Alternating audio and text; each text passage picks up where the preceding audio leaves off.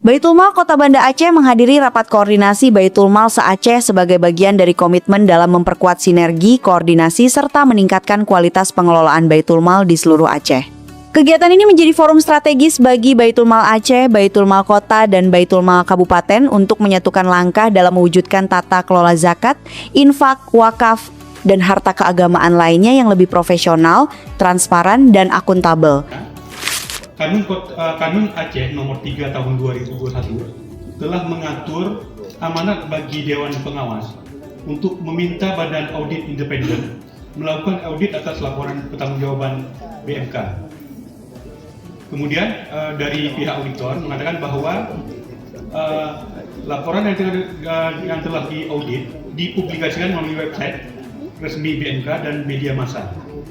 Itu ada yang kanun nomor 3 tahun 2021. Nah, sedangkan kami juga mengeluarkan perwal, sedangkan perwal tahun nomor 21 tahun 2025, kami belum mengatur terkait dengan mekanisme audit dan pemberian opini atas laporan tersebut. Makanya di sini pihak BPK menganggapan telah membaca kanun dan mewajibkan kepada kami untuk laporan keuangan Baitul Mal diaudit oleh akuntan publik, Pak. Nah, sedangkan di sini juga di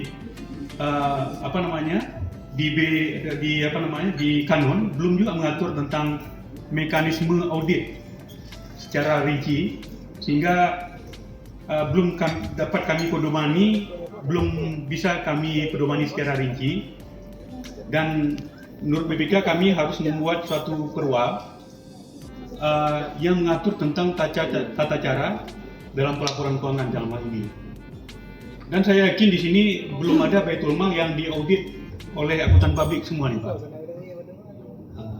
Jadi apakah ini perlu ada dibuat satu pergub supaya ada keseragaman antara kabupaten kota yang lain, supaya adanya keseragaman dalam penyusunan laporan keuangan. Jadi nggak kota Banda Aceh begini atau di kota yang lain tidak diaudit.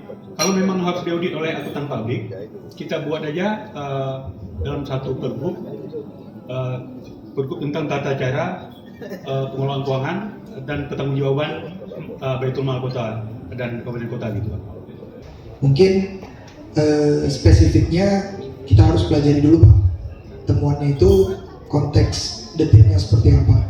Kemudian kalau terkait dengan kebijakan harus diaudit oleh kantor akuntan publik atau KAP itu yang sudah melakukan itu biasanya BLUD. Itu BLUD itu sudah diaudit oleh KAP, mereka kantor akuntan publik, untuk pengelolaan BLUD-nya. Nah, kalau ini memang amanat kanun, tadi yang seperti disebutkan oleh Pak Irwan tadi, berarti BPK saya juga harus melihat kembali, Pak, detailnya seperti apa. Kemudian tadi saya dapat informasi juga dari teman-teman Baitul Mal bahwa ada peraturan Gubernur Aceh nomor 45 tahun 2019 tentang akuntansi zakat dan infak, Pak. Itu juga arahan dari BPK kepada BPKA untuk menyusun peraturan gubernur tentang kebijakan akuntansi zakat, infak, dan harta keagamaan lainnya. Ada pergubnya nomor 45 tahun 2022 ya, Pak Jusman?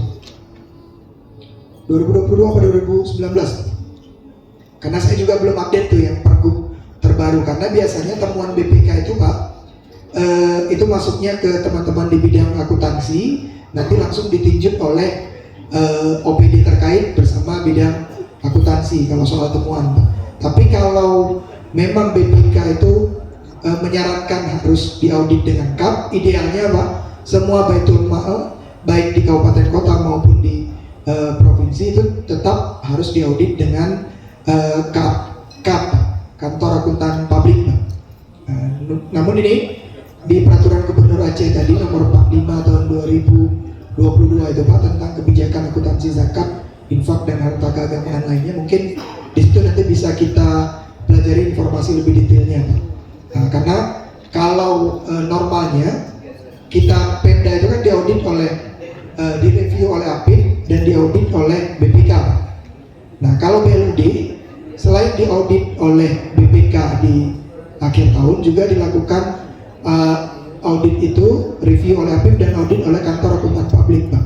Kalau BLUD ada regulasi di Permendagri 79 tahun 2018. Nah, kalau zakat ini mungkin di Pergub 45 itu tadi, Pak, mungkin kita bisa pelajari lebih detail. Kalau soal kenapa Baitul Mal Kota Banda Aceh dijadikan temuan itu, kita juga harus melihat di hasil temuan BPK terhadap audit APBD setiap kabupaten kota yang lain, Pak. Mungkin saja ada catatan yang sama, Pak.